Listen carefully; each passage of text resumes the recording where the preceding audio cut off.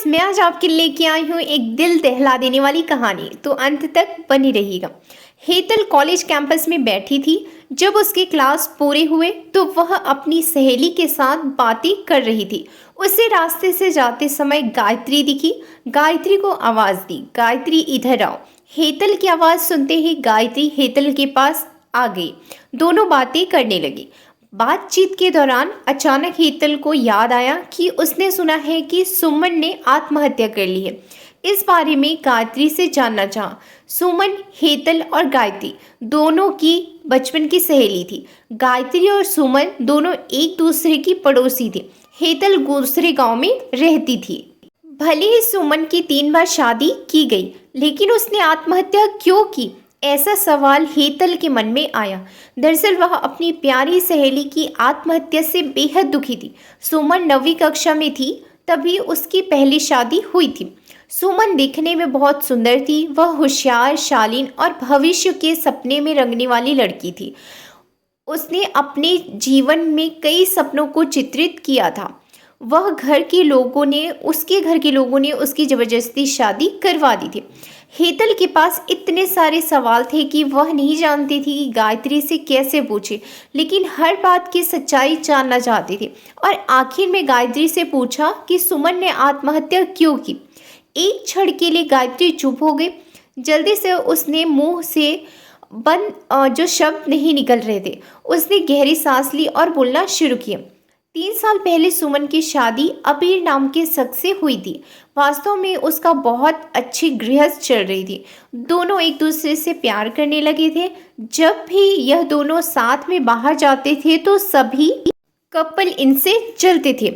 अबीर और उसके परिवार के सभी सदस्य अच्छे स्वभाव के थे। जैसा उसने सपनों में अपने राजकुमार को सोचा था, वह बिल्कुल वैसा ही था।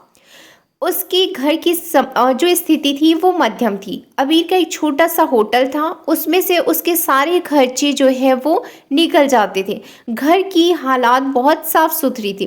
एक दिन वह होटल से घर बाइक से आ रहा था। एक बड़ी कार से उसका बहुत बड़ा एक्सीडेंट हो गया और इसमें उसे काफ़ी चोटें आई।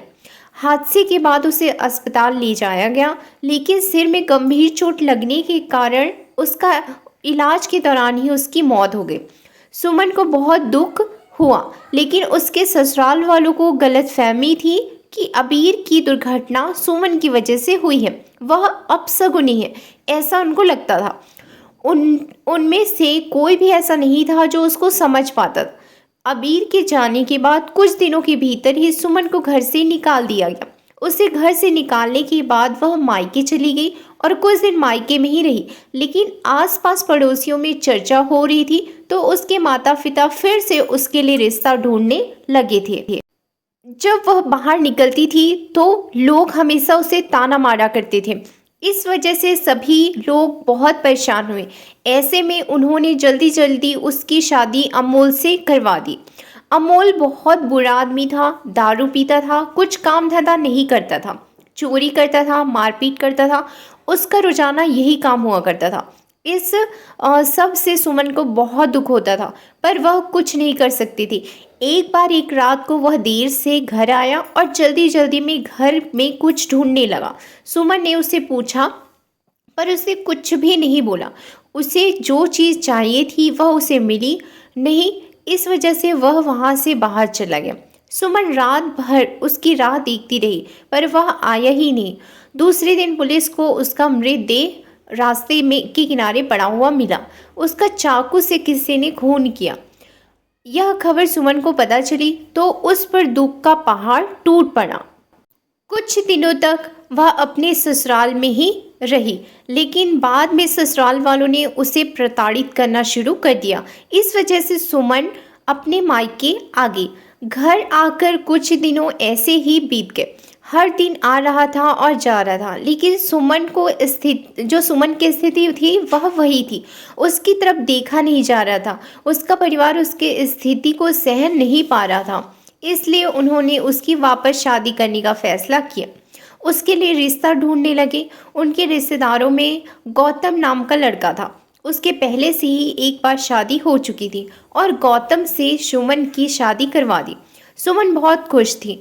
शादी हुई और कुछ महीनों बाद उसे मालूम हुआ कि गौतम को कैंसर है, ब्लड कैंसर।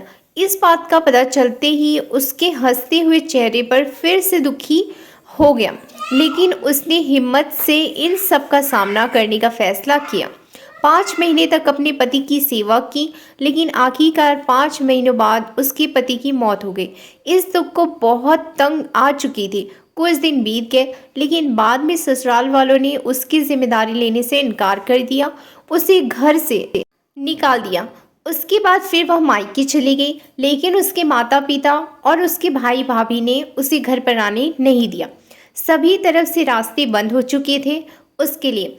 उसे उम्मीद की कोई किरण नजर नहीं आ रही थी। अंत में उसने खुद को खत्म करने का फैसला लिया। उसका जीवन उसने समाप्त कर दिया। सुमन की यह कहानी सुनकर हेतल की आंखें आंसुओं से भर आई और बह रही थी। पूरा दिन वह सुमन के बारे में सोचती रही। क्या इन तीनों घटनाओं में बेचारी सुमन का कोई दोस्त था? क्या उसके माँ बाप को सिर्फ उसकी शादी कर उसे हर बार किसी के पास भेज देना सही था? वो उसे अपने पैरों पर खड़ा करने की कोशिश भी कर सकते थे। सच तो ये है कि सुमन की जान उसकी बदनसीबी से नहीं, उसके परिवार के, उसके आसपास के लोगों की छोटी सोच ने ले ली। वो बेचारी मनहूस नहीं, बदनसीब थी, क्योंकि उसके आसपास ऐसी सोच रखने वाले लोग थे। हे गाइस, इस कहानी से हमको ये सीख मिलती है कि अपनी बेटियों को अच्छे से पढ़ाना लिखाना चाहिए और उनको इस काबिल बनाना चाहिए कि अगर उन पर कभी भी मुसीबत आए तो वो अपने पैरों पर खड़ी हो सके, ना कि किसी पर बोझ बन सके, क्योंकि कोई भी नहीं चाहता कि वो किसी पर बोझ बने। तो इतनी पढ़ी लिखी बेटियां होनी चाहिए कि मजबूरी में वो अपना जो जिम्मेदारी है वो खुद उठा सके और उसको ये एहसास हो कि वो अपनी जिम्मेदारी ले सकती है। वो आत्महत्या करने के बारे में कभी भी नहीं सोचेगी। हे गाइस, तो अपनी बेटियों को पढ़ाइए लिखाइए, उनके पैर पर खड़ा करिए। ऐसे ही और वीडियो के लिए like, subscribe and share. Thank you.